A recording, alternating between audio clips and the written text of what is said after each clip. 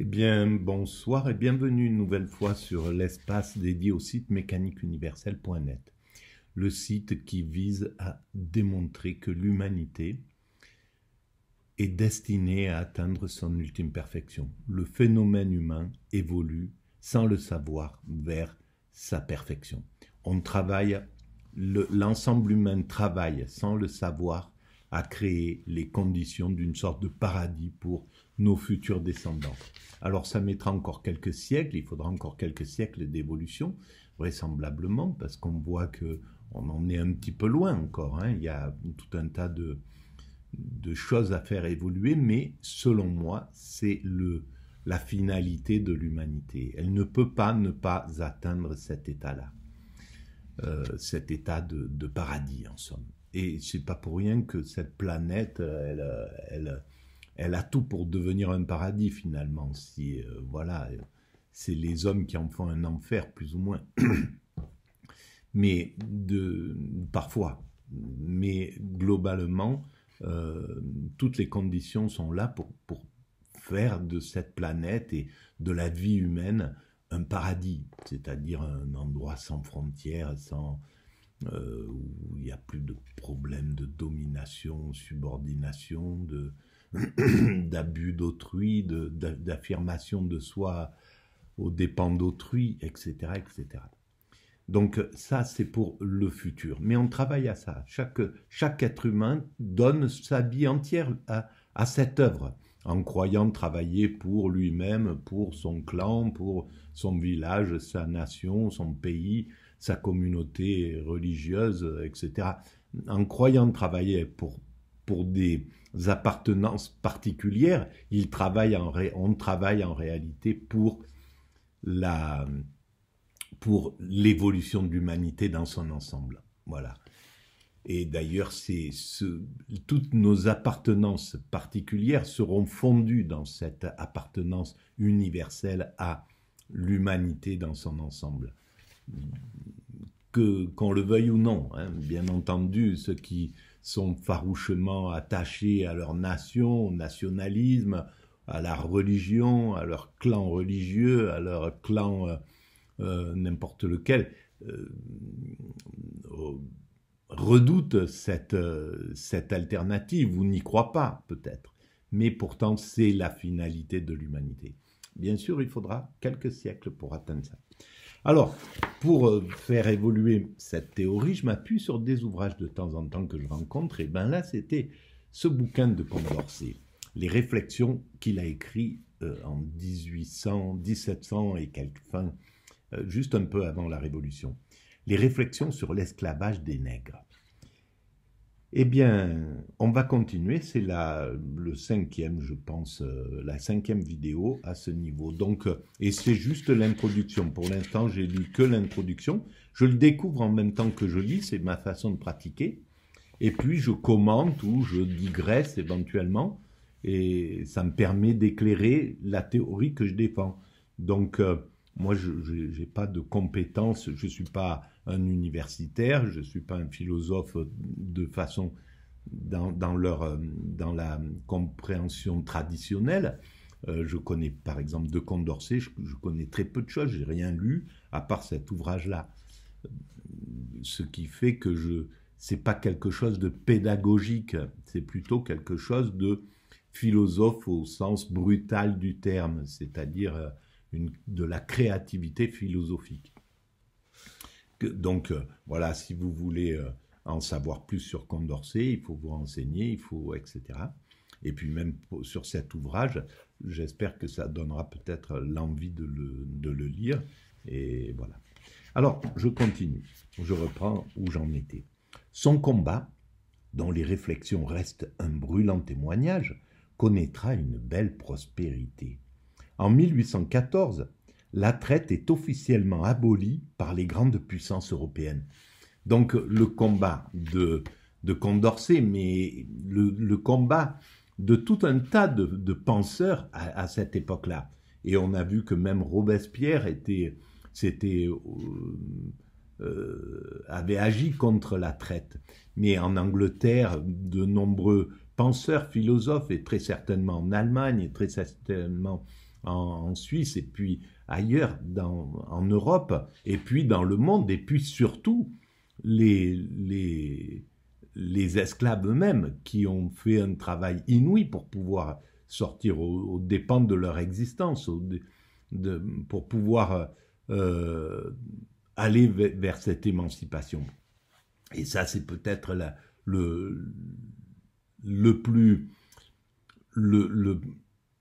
héroïque, parce que même si Condorcet a risqué sa peau en s'attaquant aux propriétaires d'esclaves, etc., on l'a vu dans ceux qui participaient à la Révolution comme lui, et qui avaient des esclaves dans les îles ou ailleurs, ou qui faisaient le commerce d'esclaves, l'ont menacé, etc., ont voulu l'éliminer en réalité.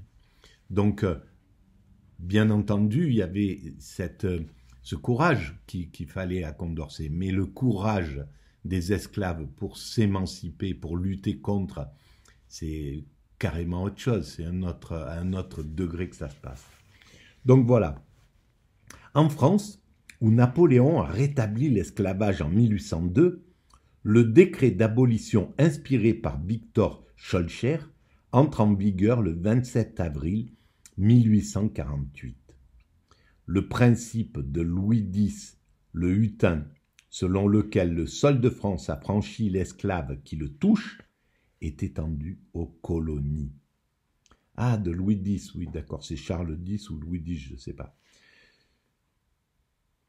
D'une façon générale, l'esclavage sera aboli dans la plupart des pays au cours du XIXe siècle.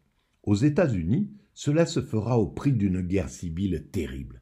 Mais voilà, donc il y a quand même eu une énergie folle pour pouvoir sortir de cette honte humaine, de ce scandale humain. Et c'est peut-être un des plus grands scandales de l'humanité, de pouvoir utiliser l'autre comme bon semble à un dominant, d'avoir vie et mort sur autrui. 3 siècles après la première publication du livre de Condorcet, la Mauritanie sera le dernier pays au monde à interdire l'esclavage en 1980. Et bien ça, c'est quand même incroyable. Et je pense qu'il y a encore des pays où l'esclavage existe, même s'il est interdit, condamné, etc. Donc, sous une forme. Et c'est pour ça qu'il faut continuer. L'humanité doit continuer à évoluer. Elle doit continuer à lutter jusqu'à ce que ça disparaisse de l'esprit humain. Tout simplement, l'idée de pouvoir utiliser autrui comme un esclave, de pouvoir utiliser autrui à ses propres fins. Tout ça disparaîtra. Il faudra encore un petit peu du temps. Et je pense qu'à un certain moment, on va travailler ces psychismes narcissiques, ces psychismes, on peut dire, de tueurs, de criminels. Eh bien, à un certain moment, peut-être que l'humanité va les neutraliser de façon génétique. C'est très possible, maintenant qu'on sait travailler sur les gènes, maintenant qu'on sait, etc. C'est pas pour rien qu'on a évolué dans cette direction. Je pense qu'à un certain moment, pour venir à bout de cette façon de penser, ben, il y aura quelque chose de mécanique qui, si on ne peut pas neutraliser les pulsions humaines qui va faire que quelqu'un va vouloir abuser autrui, c'est le cas du pervers narcissique qui va prendre autrui comme un objet, va l'utiliser, va en faire ce qu'il veut, sa chose. On le voit, ça va du pervers narcissique domestique à des soi-disant génies comme Picasso ou bon, voilà. Mais on voit que c'est une nature qui va le pousser, c'est un mécanisme psychique qui met peut-être en jeu le niveau de testostérone, le niveau de tout un tas de choses, et puis non seulement l'éducation, mais d'autres choses peut-être plus profondes, ben ça sera dépassé. Alors peut-être que ça sera dépassé parce qu'on arrivera à l'interdire totalement. Et donc l'homme aura peur d'exprimer ces pulsions-là. Hein. C'est possible aussi que ça se passe comme ça. Donc après, alors la Mauritanie en 1980 interdit ça. L'article 4 de la Déclaration universelle des droits de l'homme de 1948 affirme clairement « Nul ne sera tenu en esclavage ni en servitude. L'esclavage et la traite des esclaves sont interdits sous toutes leurs formes. » L'esclavage et la traite des esclaves sont interdits sous toutes leurs formes. Ça, c'est la déclaration, l'article 4 de la déclaration de 1948. Eh bien, cet article 4, quand l'humanité va le prendre en main, quand l'humanité va commencer à vraiment le regarder clairement, eh ben, il y a un paquet de personnes qui vont tomber sous ce coup-là. Tous ceux qui utilisent l'autre, tout ce qui a fait MeToo, par exemple, les grands patrons qui pouvaient, parce qu'ils avaient du pouvoir, de l'argent, etc., pouvaient abuser autrui, l'utiliser comme un outil sexuel, eh ben, ils tomberont sous ce coup-là, etc. Celui qui est le petit pervers narcissique qui abuse de sa compagne ou de son compagnon pour l'utiliser à ses fins, tombera sous ce coup-là, etc. Le patron qui fera régner la terreur dans son système tombera sous ce coup-là. Et l'humanité prendra ça à bras le corps à un certain moment. Mais pour l'instant, l'évolution de l'humanité n'en est pas encore là. Mais c'est ce qui attend l'humanité. Alors il faudra peut-être encore 10, 20, peut-être 3, 4, 10 décennies, peut-être un siècle, 2 siècles. Mais quoi qu'il arrive, on viendra à bout de cela. Et on voit à quel point ça évolue, ce principe. À quel point, maintenant, on rentre dans le wokisme, par exemple. C'est une vraie lutte contre l'injustice, contre les injustices, même si c'est des fois excessif, mais voilà, les paliers sont là, ils sont déjà posés et on n'arrête pas cette évolution-là, parce que c'est le bien. Et donc le bien ne peut pas être remplacé par des valeurs du mal qui diraient, on revient à l'époque de l'esclavage parce que on abolit toutes nos nouvelles lois qui interdisaient ça. L'homme ne pourrait pas laisser ça passer, même si par certains, ponctuellement, certains pourraient réutiliser ça dans une dictature, mais globalement, c'est pas ça qui peut l'emporter. Alors, depuis 2005, l'ONU a fait du 2 décembre la journée internationale de l'abolition de l'esclavage. Et en France, depuis 2008, le 10 mai est devenu la journée des mémoires de la traite négrière et de l'esclavage. Eh bien, c'est pas tout à fait normal qu'on en entende pas parler. Bon, moi, j'écoute plus la télévision, mais j'ai pas vu que le 2 décembre était fêté pour ça, la journée internationale de l'abolition de l'esclavage. C'est scandaleux que nos dirigeants, que nos médias ne pointent pas du doigt là-dessus. C'est pas pour rien, hein, c'est parce que ils veulent pas soutenir ça. Ils ont peur du wokisme, ils ont peur de la révolte des anciens esclaves et qu'on leur demande des comptes. Et les médias sont liés à ce système de domination, à ce système des dominants, des colons, des coloniaux, etc. Dans leur esprit, ils ont cette mentalité qui est comme ça, parce que sinon, ils ne laisseraient pas maltraiter des populations qui ont été les anciens colonisés ou les anciens esclaves. Ils ne les laisseraient pas se faire maltraiter comme ça. Ils prêcheraient, les médias travailleraient pour l'égalité. Là, on voit bien qu'ils en ont rien à faire qu'on décime des pays, des villes entières, qu'on massacre des pays d'anciens colonisés ou d'anciens esclaves. Et ça, c'est, même si ils arrivent à le dissimuler, même si c'est pas ça monte pas à la conscience des peuples, du peuple, mais c'est exactement ce qui se passe. Et c'est un scandale. Et pareil pour le 10 mai, j'en ai pas entendu parler. Mais si ce dernier est désormais partout aboli, mettant fin à une pratique plurimillénaire, l'assujettissement et la privation de liberté demeurent des questions d'actualité, etc. Et évidemment. En 2005, la France a été condamnée par la Cour européenne des droits de l'homme pour n'avoir pas explicitement fait condamner un cas d'esclavage domestique. Parce qu'ils existent, ces cas d'esclavage domestique, bien entendu. Le Bureau international du... Mais ils s'en fichent, la France, d'être condamnée par la Cour européenne. On voit bien que pour l'instant, ça les touche pas. Pourquoi? Parce qu'il n'y a pas de sanction réelle.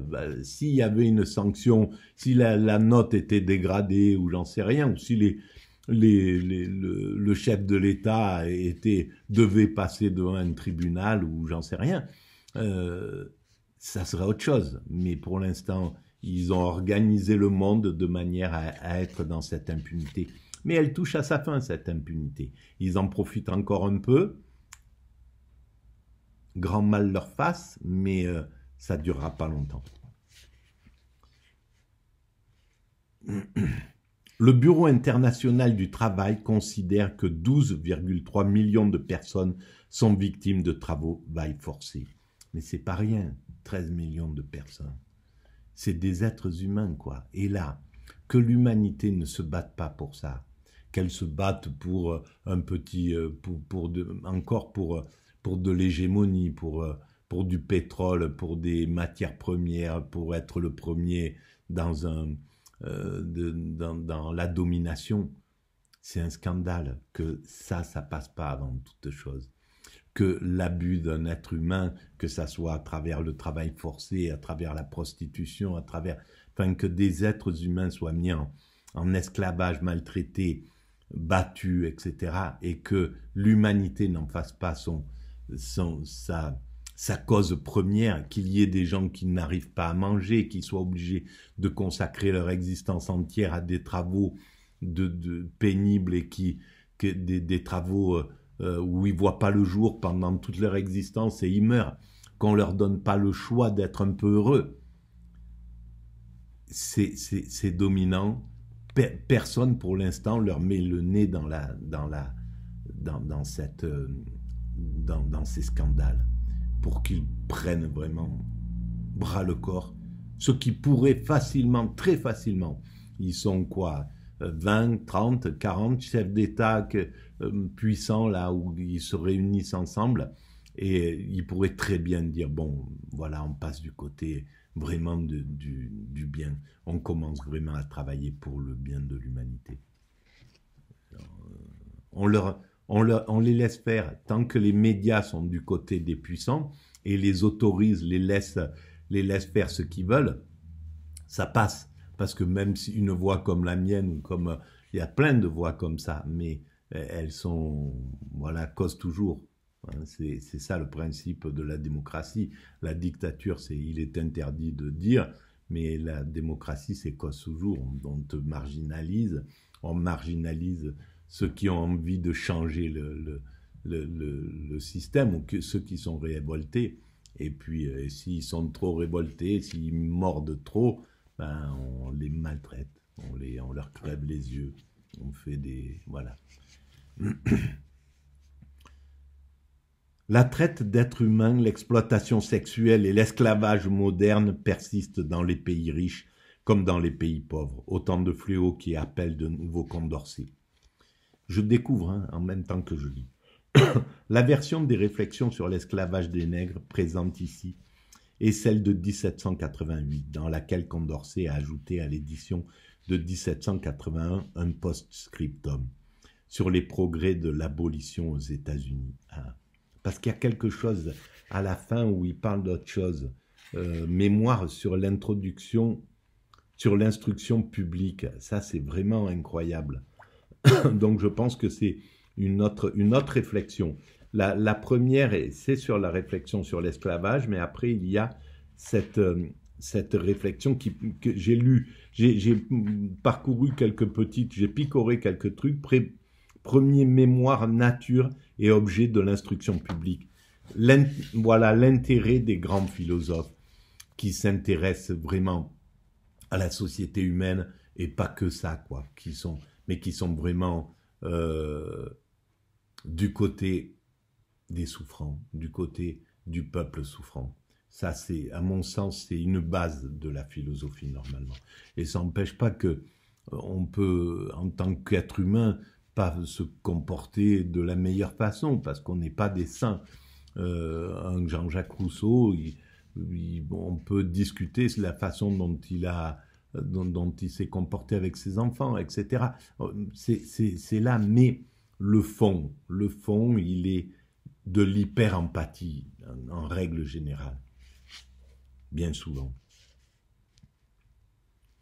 Alors, ce texte est suivi par deux des mémoires sur l'instruction publique, parus en 1791, fruit d'un autre combat de Condorcet pour la liberté, qu'il souhaite cette fois voir offrir à tous les citoyens par l'instruction, seule garantie d'une véritable indépendance et de la compréhension par chacun de ses droits et de ses devoirs. Voilà, Condorcet the best, qui a travaillé avec les Saint-Simon, ou qui a irrigué tout un tas de pensées du 19e siècle, qui a été vraiment grandiose dans la pensée, je pense, à mon avis, qui a donné aussi naissance à des Marx, etc., à des Fourier, des Proudhon, voilà, etc. Donc, tout ce travail qui a conduit l'humanité à évoluer. Alors, même si au XIXe siècle, l'esclavage a continué par le patronat du XIXe siècle, par une grande partie du patronat, avec le traitement qu'ils ont réservé à leurs ouvriers dans cette industrie qui commençait à vraiment devenir prépondérante, évidemment, là, on voit encore qu'il y avait les deux possibilités, et on voit à quel point il y a quelque chose de malsain dans ceux qui perdurent, parce que il y avait d'un côté les phalanstères, ceux qui voulaient, les patrons qui voulaient amener quelque chose de tout nouveau, de s'occuper correctement des ouvriers, leur donner de l'éducation, de la santé, etc., etc. Donc, les autres grands patrons voyaient bien que ça existait, ce genre de choses. Mais ils ont freiné, ils se sont organisés pour que ça soit pas ça qui s'impose. Et ça, ça devrait être analysé au niveau psychique. Pourquoi le patronat ne refuse le bonheur de ses ouvriers dans sa grande majorité? Pourquoi? Qu'est-ce qu'il y a comme pathologie derrière? Pourquoi? Qu'est-ce qui se passerait si les ouvriers étaient heureux dans le travail? Les patrons comprendraient que eux sont malheureux parce qu'ils poursuivent deux voies différentes. L'ouvrier, il cherche le bonheur, le patron cherche le plaisir. Et il verrait que le plaisir, il est inférieur au bonheur. Et donc, si les ouvriers avaient le bonheur, les patrons se sentiraient inférieurs à leurs ouvriers. Voilà le problème. Voilà pourquoi il faut maltraiter l'ouvrier. Voilà pourquoi il maltraitait pourquoi les esclavagistes maltraitaient les esclaves. Pourquoi les colons maltraitaient les colonisés. Voilà. Ça, c'est quelque chose, je l'ai écrit de façon légère, mais ça mériterait vraiment une étude approfondie pour bien démontrer qu'il y a une pathologie derrière du côté du patronat. Et que cette pathologie, il faut la regarder en face à un certain moment. Voilà, je vous remercie pour cette écoute et je vous dis à très bientôt. Alors, si vous pensez que ça a un peu d'intérêt, vous pouvez mettre des pouces, vous pouvez vous abonner, vous pouvez envoyer le lien à vos amis, vous pouvez établir des liens avec votre site ou avec d'autres sites. Vous pouvez écrire des commentaires et vous pouvez aller visiter le site mécaniqueuniverselle.net où j'explique tout ça déjà depuis 25 ans. Et puis vous pouvez...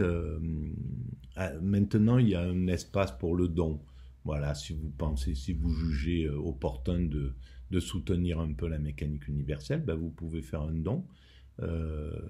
Ça permettra de trouver un webmaster, de développer, voilà, d'augmenter un peu la visibilité de l'espace. Et puis d'autres choses qui sont prévues, mais bon, voilà, pour l'instant, c'est un peu frais. À très bientôt et merci de votre écoute et de votre présence silencieuse pourtant, mais que je ressens.